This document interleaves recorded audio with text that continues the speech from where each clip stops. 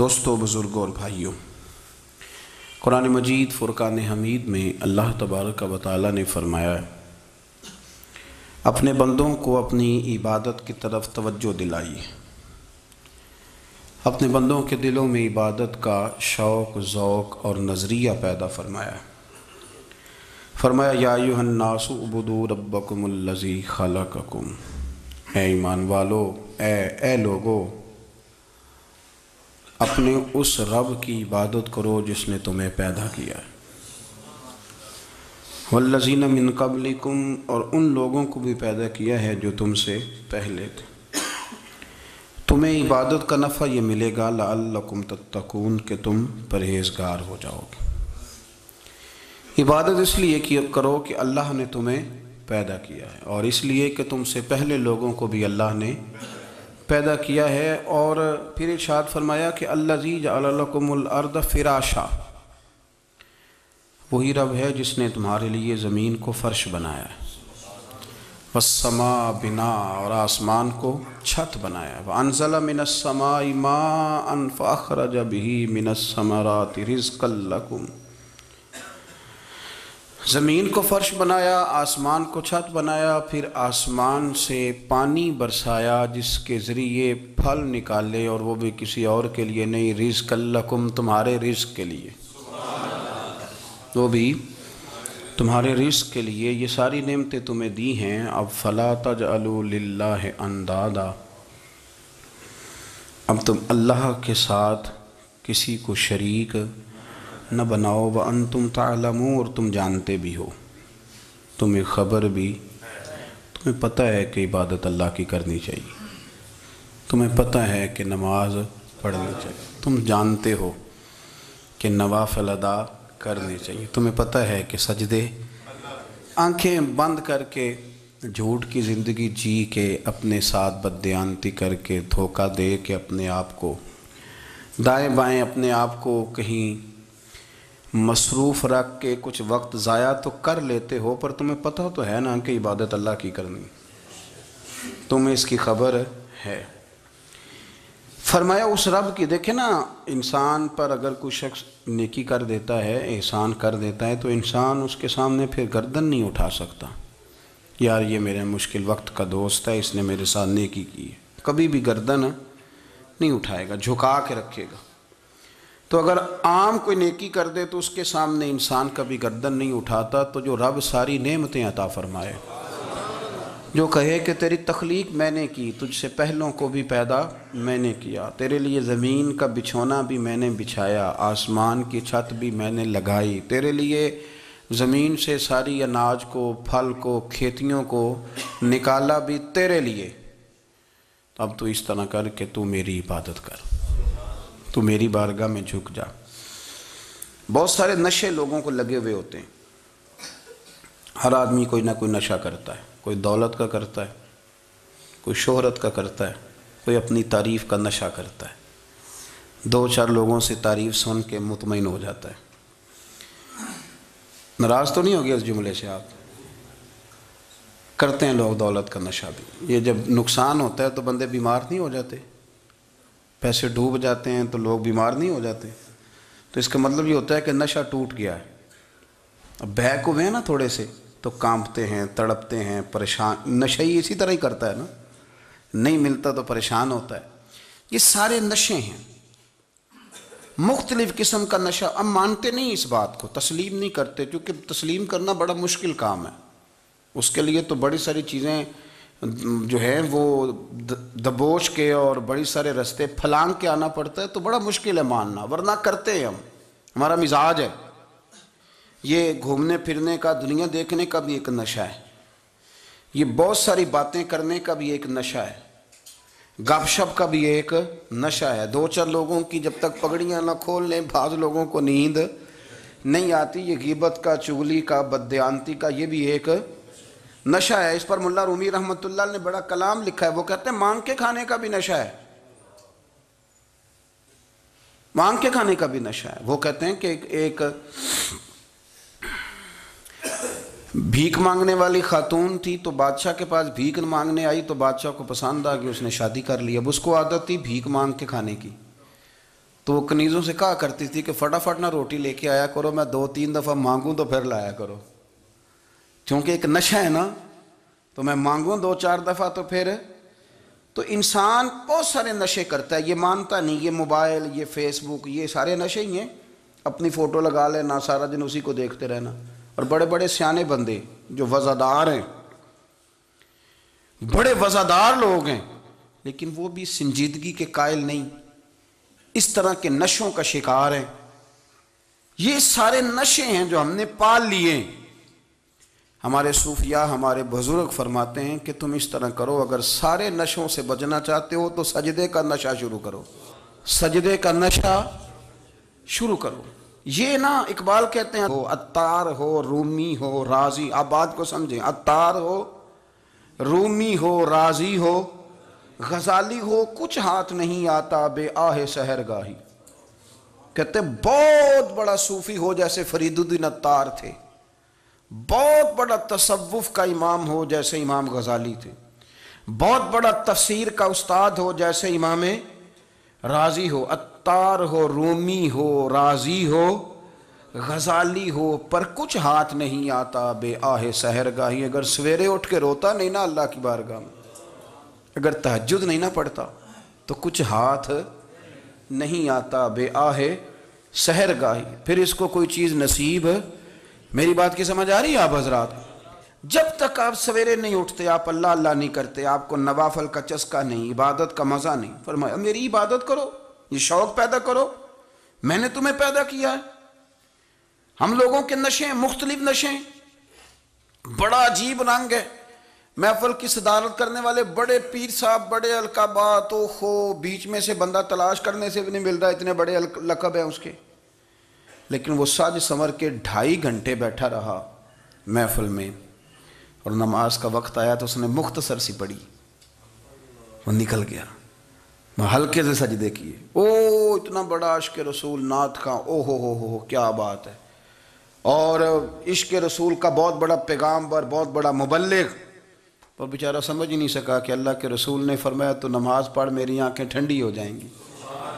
تو یہ نشے کے عادی تو ہیں پر حقیقت کے قائل نہیں ہیں۔ یہ بس ٹھیک ہے، خوابوں کی دنیا میں لوگ زندہ ہیں، پر جن کو یہ جو نشہ تھا نا عبادت کا، یہ میرے رسول پاک کی چاہت ہے، یہ میرے نبی کریم علیہ السلام کی۔ آپ دیکھیں نا، حضور مہینوں جا کے غار حرا میں بیٹھتے، کیا وہاں تبلیغ کرتے تھے؟ کوئی کتاب لکھتے تھے؟ رسول کریم علیہ السلام مہینہ رہتے غار حرا میں، کوئی نہ مجھے دیکھے، کوئی نہ مجھے ملے، حضور یہاں کیا ہے؟ فرمایا میں اپنے رب کی عبادت کروں گا۔ نبی کریم علیہ السلام نے سجدوں کے ساتھ پتھروں اور پہاڑوں کو آباد کر دیا، سجدوں کے ساتھ۔ آپ کا سجدہ آپ کو بہت ساری چیزوں سے چھڑا لیتا ہے، یہ بہت ساری جگہوں سے جھکنے سے بچا لیتا ہے۔ صوفیاء، اولیاء یہ کیا کرتے تھے؟ یہ سجدے کا ذوق ہی تو پیدا کرتے تھے، سجدے کا ذوق۔ شاہ عبدالعزیز دباغ رحمۃ اللہ تعالی علیہ اپنے مریدوں سے فرمایا کرتے تھے کہ اگر تم پکے نمازی بن جاؤ نا، تہجد گزار ہو جاؤ، تو میرے پاس آنا جانا چھوڑ دینا۔ عرض کی حضور کیوں؟ فرمایا میں تمہارے اور رب رسول کے رستے میں رکاوٹ نہیں بننا چاہتا، اور میرا مقصود ہے تمہیں وہاں تک پہنچانا، جب پہنچ گئے تو پھر میری ضرورت ختم ہو گئی۔ ہاں کبھی وسوسہ آئے، شک پیدا ہو، تکلیف ہو تو آنا، ورنہ میں نہیں چاہتا کہ میں رکاوٹ بنا رہوں۔ تم اللہ اللہ کرو، اس مالک کو راضی کرو۔ میرے رسول پاک علیہ وسلم نے فرمایا بندہ اللہ کے سب سے قریب اس وقت ہوتا ہے جب وہ سجدے کی حالت میں ہوتا ہے۔ کس کے قریب ہوتا ہے؟ اللہ کے سب سے قریب ہوتا ہے، وہ بڑا نیڑے ہے رب کے، بڑا قریب ہے، اس لیے کہ وہ حالت سجدہ میں، وہ جب سجدے کرتا ہے نا، اس کی بارگاہ میں جب جھک جاتا ہے۔ آپ ذرا سجدے کی کیفیت دیکھیں نا، زبان بھی یہاں ہے، آنکھ بھی یہاں ہے، کان بھی، عقل بھی ساری، اس نے سارا کچھ رکھ دیا سجدے میں۔ آپ وہ کبھی پیچھے جائیں تو دیہاتوں میں کہا جاتا تھا ناک سے نکیریں نکالو، بہت بڑی سزا ہوتی تھی نا، ناک سے نکیریں نکالو، بڑی سزا ہوتی تھی۔ تو اس نے کہا مالک مجھے کسی نے کہا نہیں، پر دیکھنا میں نے رکھ دی ساری عقل سجدے میں، اور رکھ کے کہا کیا؟ سبحان ربی یا اللہ، اللہ میں پست ہوں تو اعلیٰ ہے، اللہ تو میرا رب ہے اور تو سب سے اعلیٰ اتنا۔ اور فرمایا جب یہ اس کیفیت میں ہوتا ہے تو پھر یہ اپنے رب کے قریب ہوتا ہے۔ کثرت عبادت، نوافل۔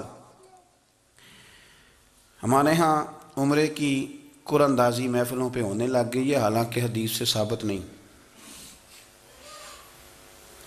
میں دوستوں سے کہتا ہوں جائز ہے، کرنی چاہیے، عمرے کی قرآن اندازی جائز ہے، پر کسی حدیث میں نہیں آئی کہ قرآن اندازی کرو عمرہ کرو۔ حدیث میں قرآن اندازی یہ آئی ہے کہ نبی پاک علیہ السلام نے فرمایا تمہیں پتہ چل جائے نا پہلی صف کا ثواب کتنا ہے، تم قرآن اندازی کرو۔ عمرے کی قرآن اندازی کا تو پوسٹر چھپتا ہے، تو یہ والی قرآن اندازی کب ہونی ہے؟ ہونی چاہیے کہ نہیں؟ حضور نے فرمایا تمہیں پتہ چلے کہ اس کا ثواب کتنا تو تم قرآن اندازی کرو، تم قرآن ڈالو۔ جب آپ نماز پڑھ رہے ہوتے ہیں، جب آپ کا مصلی آباد ہوتا ہے، صلاح الدین ایوبی ایک بزرگ سے ملاقات ہو گئی، بیت المقدس پر قبضہ تھا عیسائیوں کا، تو صلاح الدین بڑے پریشان تھے۔ بابا جی کہنے لگے پتر کیا ہوا؟ کہنے لگے حضور پتہ چلا ہے دشمن کے 2 بحری بیڑے اسلحہ لے کے آ رہے ہیں، مسلمان پہلے ہی کمزور ہیں، اور اب اگر 2 بحری بیڑے اور آ گئے تو حضور مسئلہ بن جائے گا۔ تو میں پریشان ہوں کہ کس طرح یہ کم مسئلے والی ہماری فوج ہے کیسے مقابلہ کرے گی۔ تو بابا جی کہنے لگے پتر اس طرح کرنا، آج رات تو بھی دعا کرنا اور میں بھی کروں گا، تو بھی دعا کرنا، آپ ناراض نہ ہونا، ہم تو پیروں والے ہیں، ہم تو پیروں کے نوکر غلام ہیں، ہمارا تو گزارا ہی نہیں، ہمیں تو ملتا ہے سارا کچھ وہاں سے۔ پر میرا سوال یہ ہے کہ تعویذ لینے جاتے ہو نفل کیوں نہیں پڑھتے؟ رات اللہ اللہ کیوں نہیں کرتے؟ یہ بھی تو ہمارے بزرگوں کا ہی طریقہ ہے، انہوں نے تو ہمیں سکھایا ہے۔ صلاح الدین ایوبی سے بزرگوں نے کہا کہ رات آج نا اللہ اللہ کرنا، تو میں تیرے لیے دعا کروں گا، تو بھی دعا کرنا۔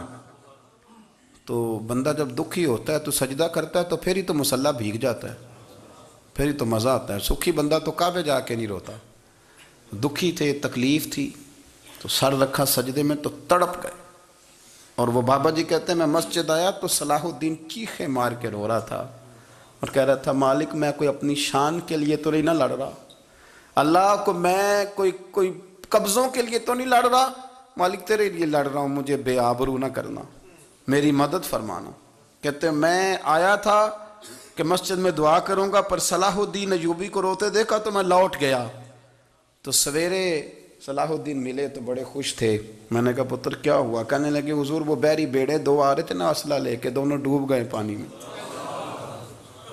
میں ڈوب گئے۔ تو بابا جی کہنے لگے صلاح الدین وہ پانی میں نہیں ڈوبے، وہ تیرے آنسوؤں میں ڈوب گئے، وہ غرق ہو گئے، وہ جو تو نے مصلی بات کیا تو وہ تیرے آنسوؤں میں ڈوب گئے، وہ غرق ہو گئے، وہ تباہ، اتنے قیمتی تھے تیرے آنسو کے بہا لے گئے دشمن کے بحری بیڑوں کو۔ میرے بھائی ٹھیک ہو گیا جی، میرے عزیز سمجھ لیں اس بات کو ہمیشہ کے لیے، اور اس پر غور کر لیں اچھے طریقے سے کہ میرے رسول کریم سید عالم صلی اللہ علیہ وسلم نے نا ہماری توجہ دلائی، حضور نے ہمیں بتلایا، ہمارا ذوق بڑھایا عبادت کی طرف۔ ایک صحابی تھے حضرت ابو فاطمہ رضی اللہ تعالیٰ عنہ، یہ ترمذی شریف کی حدیث ہے۔ نبی پاک علیہ السلام نے فرمایا ابو فاطمہ قیامت کے دن مجھ سے جلدی ملنا چاہتے ہو کہ دیر کے ساتھ؟ تو کہنے لگے حضور کون ہوگا جو دیر سے ملنا چاہے گا، ہم نے تو جان دے دی وعدہ دیدار پر۔ اعلیٰ حضرت فرماتے ہیں جان دے دی وعدہ اور نقد اپنا دام ہو ہی جائے گا۔ مجھے لگتا ہے کہ یہ سودا نقد و نقد ہو جانا ہے، چونکہ ہم نے جان دے دی وعدہ دیدار پر۔ آپ نے وعدہ کیا تھا کہ مریں گے تو پھر زیارت ہوگی، تو مر گئے ہم زیارت کی خاطر۔ جان دے دی وعدہ دیدار پر تو نقد اپنا دام ہو ہی جائے گا۔ اے رضا ہر کام کا ایک وقت ہے، دل کو بھی آرام ہو ہی جائے گا۔ تو حضرت ابو فاطمہ رضی اللہ تعالیٰ عنہ سے نبی پاک صلی اللہ علیہ وسلم نے فرمایا جلدی ملنا چاہتے ہو کہ دیر سے؟ عرض کی حضور فٹافٹ ملنا ہے، میں نے قیامت کے دن آپ سے جلدی ملنا ہے۔ تو نبی پاک علیہ السلام نے فرمایا پھر اس طرح کرنا، دنیا میں رہ کے سجدے زیادہ کرنا، پھر سجدے زیادہ کرنا، قیامت میں ملاقات جلدی ہو جائے گی، قرب ملے گا تمہیں۔ اپنے بچوں کے اندر دیکھیں نا، ہم شوق پیدا کرتے ہیں، ہمیں صحیح لفظ نہیں بولنے آتے ہیں، پر ہم بچوں میں شوق پیدا کرتے ہیں کہ پتر ڈاکٹر بن جائے گا تو بڑا نفع کرے گا، تو لوگوں کی خدمت کرے گا، ملک و ملت کی خدمت کرے گا، تیرے ابا کا نام روشن ہوگا، تیرے دادا کی تعریفیں ہوں گی۔ ہم یہ ذوق پیدا کرتے ہیں، ہم اپنے نوجوانوں کے اندر یہ فکر پیدا کرتے ہیں، انہیں ہم سمجھاتے ہیں کہ میاں جب تم پڑھو گے، محنت کرو گے تو فلاں آدمی کی طرح تمہارا نام ہوگا۔ یہ جتنا ذوق ہم بچوں کے اندر ان چیزوں کا پیدا کرتے، ہمیں حکم ہے کسی طرح ہم ذوق پیدا کریں کہ پتر نماز پڑھے گا تو اللہ راضی ہو جائے گا، تو سجدہ کرے گا۔ دیکھیں نا میرے رسول کریم علیہ السلام نے فرمایا 7 سال کے بچے کو مسجد لے کے جاؤ، یعنی اسے شوق دلاؤ، اس کے اندر یہ خاصیت پیدا کرو کہ اس کا دل کرے مسجد میں جانے کا، اس کے اندر یہ خصوصیات لاؤ کہ وہ ہمارے ہاں نا ہر چیز کو پرموٹ کیا جا رہا ہے، ہر چیز کو، یعنی سر سنگیت سکھانے کے لیے اکیڈمیاں بن گئی ہیں، ہر شے پرموٹ ہو رہی ہے، عبادت کا جذبہ کم ہوتا جا رہا ہے، اللہ کا ذوق ہمارے اندر نہیں رہا۔ اور اتنا مشکل ہم نے اپنے لیے بنا لیا ہے کہ وہ بندہ جو بڑی زبردست مذہبی گفتگو کر رہا تھا اور تگڑی بات کر رہا تھا، کیا بات ہے، لیکن نماز کے بارے میں کمزوری دکھا جاتا ہے، نوافل کے بارے میں وہ چپکے سے نکل جاتا ہے۔ امام احمد بن حنبل رحمۃ اللہ تعالی علیہ، مسند امام احمد بن حنبل 14 جلدوں میں ہے مارکیٹ میں، اور مجھے تو خیر پسند ہی بڑی ہے، میں نے تو کئی دفعہ پڑھی ہے، اور کیا بات ہے امام احمد بن حنبل کی، کیسے تگڑے قسم کے محدث تھے، اور اللہ نے کتنا انہیں اعزاز عطا فرمایا ہوا تھا۔ یہ کوڑے بھی کھاتے تھے دین کی خاطر، سارا کرتا لہو سے بھر بھی جایا کرتا تھا، بڑا اعزاز والا شخص تھے، بڑے اعزاز والے، حدیثیں جمع کرنا، حدیثیں لکھنا، حدیث پڑھانا، سارا دن رہتے تھے، کہہ سکتے تھے کہ میں کر تو رہا ہوں کام، اور حدیث بھی موجود ہے کہ عالم عابد سے افضل ہوتا ہے، پر اس کے باوجود امام احمد بن حنبل رحمۃ اللہ علیہ 300 نفل فرض نمازوں کے علاوہ پڑھا کرتے تھے، 300 نوافل روز پڑھا کرتے تھے۔ ان کے بیٹے نے کہا ابا جی مکان خریدنا ہے تو کوئی جگہ کہاں کر کے لوں، بہت ساری آبادیاں، تو فرمایا پتر وہاں لینا جہاں مسجد قریب ہو۔ میرے رسول کریم سید عالم صلی اللہ علیہ وسلم اتنا پسند کرتے مسجد کو، اتنا پسند کرتے نماز کو، کہ رسول کریم صلی اللہ علیہ وسلم تہجد کی نماز بھی پڑھتے، پھر حضور فجر کی نماز بھی پڑھتے، نبی پاک وتر کو الگ کر کے پڑھتے، عشاء کے ساتھ نہیں پڑھتے۔ یہ تو ہم اس لیے اجازت دی ہمارے بزرگوں نے کہ بعد میں اٹھے گا کون علیحدہ وتر پڑھنے کے لیے، عشاء کے ساتھ پڑھ لے، وتر پڑھتے، تہجد پڑھتے، فجر پڑھتے، اشراق پڑھتے، چاشت پڑھتے، پھر مغرب کی نماز کے بعد 6 رکعت اوابین پڑھتے، پھر رات کو صلاۃ اللیل پڑھتے۔ سیدہ عائشہ صدیقہ کہتی ہیں زمانہ سو جاتا اور میرے رسول مصلی بچھا کے کھڑے ہو جاتے، او یار کھیتی باڑی کر کے نہیں، محنت مزدوری کر کے نہیں۔ جناب عائشہ کہتی ہیں میں یہ بھی دیکھتی کہ حضور ایک آیت شروع کرتے تو ساری رات اسی کو پڑھتے، اور میری نظر جاتی تو قدم مبارک پہ ورم آ جاتا۔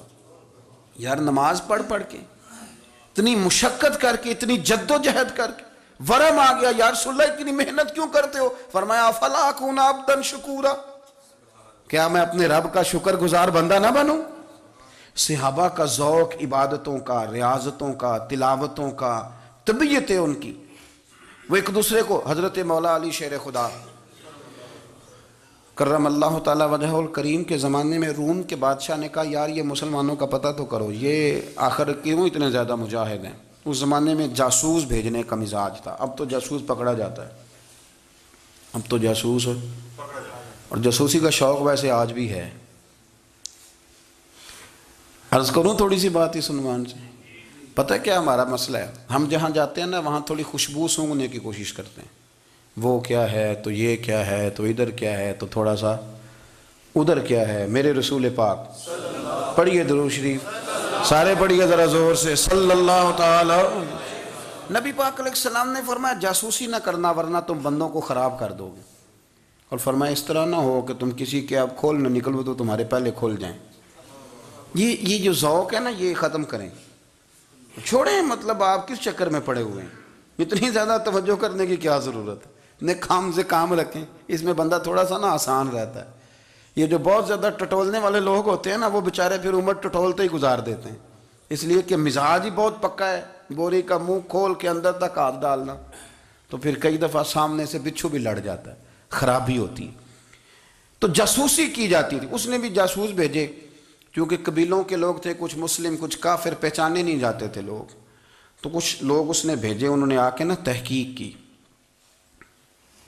ریسرچ کری کہ آخر ماجرا کیا ہے۔ تو واپس جا کے انہوں نے رپورٹ دی نا روم کے بادشاہ کو، اس رپورٹ کا ایک جملہ بڑا شاندار ہے، وہ کہنے لگا بادشاہ ہمیں مسلمانوں کی کوئی سمجھ نہیں آئی،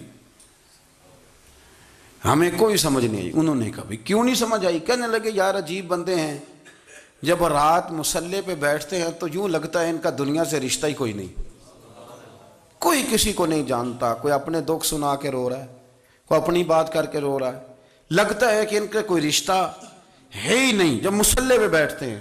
اور فرمایا جب سویرے یہ جہاد کرنے نکلتے ہیں تو لگتا ہے ان سے زیادہ دلیر ہی کوئی نہیں۔ حالانکہ جو مسلوں پہ رونے دھونے کے لوگ ہوتے ہیں وہ کئی دفعہ جہاد میں کام نہیں کرتے، لیکن عجیب لوگ ہیں کہ رات کے راہب ہیں، دن کے مجاہد ہیں، کوئی سمجھ نہیں آتی۔ میرے عزیز، ان لوگوں نے مصلی آباد کر کے رکھا، تلاوتیں ان کا ذوق رہی، منظر روز پڑھنا، اسباق پڑھنا، وظائف پڑھنا، یہ ان کا ذوق رہا۔ اعلیٰ حضرت بریلوی رحمت اللہ نے 1000 کتاب لکھی ہے، لیکن الوظیفۃ الکریمہ کے نام سے جو وہ صبح و شام وظائف پڑھتے تھے وہ الگ انہوں نے ان کو بیان کیا، پابندی کے ساتھ اپنی اللہ اللہ کرتے تھے۔ شیخ شہاب الدین سہروردی رحمت اللہ علیہ، اس پر ایک بندے نے اعتراض کیا، اس نے کہا جی آپ کس قسم کے صوفی ہیں، مرید بیٹھے ہیں اور آپ وہاں نفل پڑھ رہے ہیں؟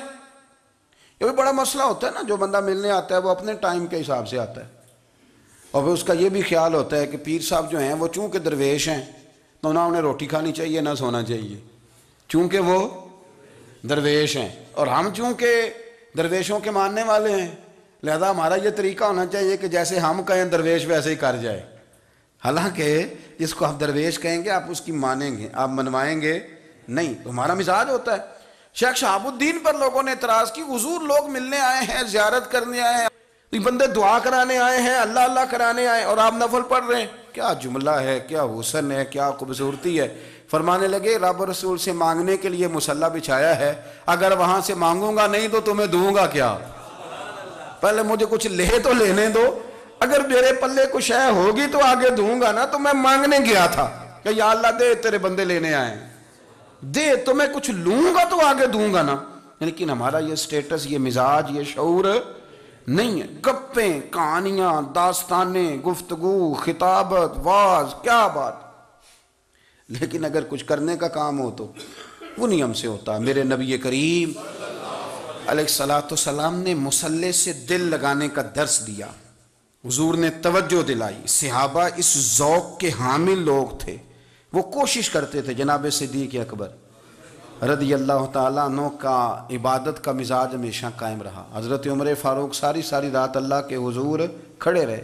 حضرت عثمان غنی رضی اللہ تعالیٰ عنہ عشاء کی نماز پڑھ کے 2 رکعتوں کی نیت باندھتے تھے، 15 سپارے پہلی رکعت میں پڑھ دیتے تھے اور 15 سپارے قرآن مجید کے دوسری رکعت میں پڑھ دیتے تھے۔ آپ نے نا حضرت عمر فاروق کے وصال کے بعد ان کی ایک بیوہ سے نکاح کیا، حضرت عثمان غنی نے نکاح کیا۔ وہ خاتون آپ کے نکاح میں آئیں تو عرض کرنے لگی امیر المومنین میرے لیے اعزاز تو بہت ہے کہ میں امیر المومنین کی بیوہ تھی تو امیر المومنین کی منکوحہ ہو گئی ہوں، لیکن حضور نہ تو میں جوان ہوں کہ میرے اندر رغبت ہوتی اور نہ میں اب اس قابل ہوں کہ کوئی خدمت کر سکوں، میرے ساتھ نکاح کی وجہ کیا بنی؟ تو عثمان غنی رو پڑے، فرمانے لگے میں نے عمر فاروق کو مسجد میں اپنے رب سے ڈرتے ہوئے دیکھا ہے، میں نے اسے روتے ہوئے دیکھا ہے، عدل کرتے دیکھا ہے، انصاف کرتے دیکھا ہے، امت کی خیر خواہی کرتے دیکھا۔ تمہارے ساتھ نکاح اس لیے کیا ہے کہ تم مجھے یہ بتاؤ کہ عمر فاروق گھر کے اندر اپنے رب کو کیسے راضی کرتے تھے، گھر کے اندر کیسے راضی کرتے تھے، وہ طریقے بتلاؤ، تم بتاتی جانا اور میں بھی اسی طرح گھر میں عبادت کروں۔ میرے رسول کریم علیہ السلام نے ارشاد فرمایا، حضور فرمانے لگے جس گھر میں اللہ کا ذکر ہوتا ہے وہ گھر زندوں کا ہے، اور جس گھر میں رب کریم کا ذکر نہیں ہوتا وہ گھر زندوں کا نہیں ہے۔ گھر نا ہم نا کتابوں میں پڑھتے ہیں کہ ایک بزرگ کہتے ہیں، حضرت فضیل بن عیاض کہتے ہیں کہ میں ایک گلی سے گزر رہا تھا تو گھر کے اندر کسی قاری صاحب نے قرآن کی آیت پڑھ دی، وَلِمَنْ خَافَ مَقَامَ رَبِّهِ جَنَّتَانِ، میں تے میرے کانوں سے ٹکرائی تو اللہ نے میری کایا ہی پلٹ دی۔ میں توبہ کر گیا۔ اب گھر کے اندر سے آواز آئے تو صحیح نہ تلاوت کی، پر اندر سے آواز آتی نہیں، یا ڈیک بجنے کی آواز آتی ہے، یا ٹی وی چلنے کی آواز آتی ہے، یا دھوم مچانے کی آواز آتی ہے۔ عبادت کا وہ جو خاص شوق تھا، وہ جو حسن تھا، وہ جو توانائی تھی، وہ جو بات تھی۔ ایک جگہ پہ ہم بیٹھے تھے تو وہاں ایک صاحب آئے اور انہوں نے آتے ہی کہا کہ مہربانی کریں ذرا مجھے مصلی دے دیں، میرے نہ کچھ نفل رہ گئے۔ تو میں نے وضو کر لیا تو کوئی مصلی مل جائے، مصلی انہیں دے دیا گیا، وہ مصلی لے کے چلے گئے۔ تو پیچھے ایک صاحب نے تبصرہ کیا، کہنے کتنا ریاکار بندہ ہے، لوگوں کو دکھا رہا ہے کہ میں نفل پڑھتا ہوں، ہے کو بات کرنے والی۔ میں نے اسے کہا تو مہربانی کرنا، اس طرح کی ریاکاری تو بھی کر، پکڑ مصلی اور جا، تو بھی تھوڑی ریاکاری کر کے آ، اٹھ ذرا، شکر کر کوئی یہ ریاکار بھی ملا ہے، کوئی نفل پڑھ کے ریاکاری کر رہا ہے۔ اللہ کا میں کہتا ہوں کو پڑھے تو صحیح نہیں، یہ کوئی دور ہے نفل پڑھنے کا؟ اس میں تو لوگوں کا مزاج ہی نہیں، طبیعت ہی نہیں۔ میں نے کہا چل مہربانی کر، یہ لے مصلی اور تو بھی جا تھوڑی سی، یا کر یا ریاکاری کرو تو صحیح نا، مزاج ہی نہیں، ذوق۔ جمعے کی نماز پڑھ کے یوں دنیا بھاگتی ہے، او ہو پتہ نہیں کون سی پیچھے آگ تھی جو بجھائی جائے گی۔ اور آج تک لوگ مسئلہ پوچھ رہے ہیں کہ جمعے کی بعد والی سنتیں کتنی ہوتی ہیں۔ میں نے کہا کتنے سال ہو گئے جمعہ پڑھتے، کتنے سال ہو گئے، ابھی تک سنتوں کا نہیں پتہ، ابھی تک نے علم کے پہلے کتنی رکھتے ہیں اور بعد میں کتنی رکھتے ہیں۔ فجر کی سنتیں کب پڑھنی چاہیے؟ سنو فجر کی سنتوں کے بارے میں۔ میرے رسول کریم سید عالم صلی اللہ تعالیٰ علیہ وسلم سے ایک صحابی نے پوچھا تھا، حضور میری فجر کی سنتیں رہ گئیں یا رہ جاتی ہیں تو حکم کیا ہے؟ کیا انداز ہے حضور کا؟ بخاری مسلم کے لفظ سنو، حضور سید عالم صلی اللہ علیہ وسلم فرمانے لگے، اس نے کیا پوچھا تھا، حضور جواب کیا دیتے ہیں؟ فرمایا فجر کی سنتیں کبھی نہ چھوڑنا، فجر کی پہلی 2 سنتیں کبھی نہ چھوڑنا۔ یا رسول اللہ صلی اللہ تعالیٰ علیہ وسلم میری رہ گئی ہیں، رہ جاتی ہیں۔ فرمایا فجر کی 2 سنتیں نہ چھوڑنا، فرمایا فجر کی پہلی 2 سنتیں مجھے دنیا اور دنیا کے اندر جو کچھ ہے وہ سب سے زیادہ پیاری ہے۔ فجر کی 2 سنتیں دنیا اور دنیا میں جو کچھ ہے مجھے وہ سب سے زیادہ پیاری ہیں، اس لیے فجر کی سنتیں نہ چھوڑنا۔ اپنا ذوق، اپنی طبیعت، ہم نے نا ذوق غلط بنا لیا ہے۔ اگر 20 بندے کہہ بھی دیں گے تو نے بڑی شاندار تلاوت کیا تو کیا اس سے بنے گا؟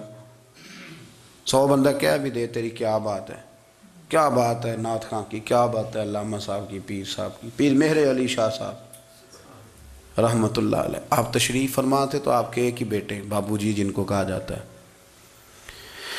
جس دن صاحبزادے پیدا ہوئے تو خادم نہ وہاں سے نکلا۔ ان لوگوں کے شوق اور طرح کے تھے نا، تو ان کی توجہ بھی اپنے شوق کی طرف رہتی۔ تو خادم نکلا اندر سے، پیر صاحب مبارک ہو، پیر صاحب مبارک ہو، پیر صاحب مبارک ہو، پیر صاحب مبارک ہو، شور کر رہے ہیں۔ تو پیر صاحب کو وجد ہو گیا، اللہ اکبر اللہ اکبر اللہ، او کیا ہوا، کس بات کی مبارک دے رہے ہو؟ عرض کی حضور اللہ نے بیٹا دیا ہے۔ تو آپ فرمانے لگے اچھا حضور آپ کیا ہوا، آپ تو پریشان ہو گئے۔ فرمانے لگے جب تو نے 3 دفعہ کہا نا مہر علی کو مبارک ہو تو میں سمجھا تھا شاید تجھے کسی نے بتا دیا ہے کہ مہر علی سے اللہ راضی ہو گیا۔ میں سمجھا تھا کہ شاید تو یہ خبر لے کے آیا ہے کہ کسی نے بتایا ہے کہ مجھے آج خبر ملی ہے کہ مہر علی سے رب اچھا پتر ہوا ہے، الحمدللہ اللہ کا شکر ہے۔ پر میرے لیے مبارک کا دن وہ ہوگا جب میرا رب کہے گا کہ میں مہر علی سے راضی ہوں، میرے محبوب کہیں گے کہ میں مہر علی سے۔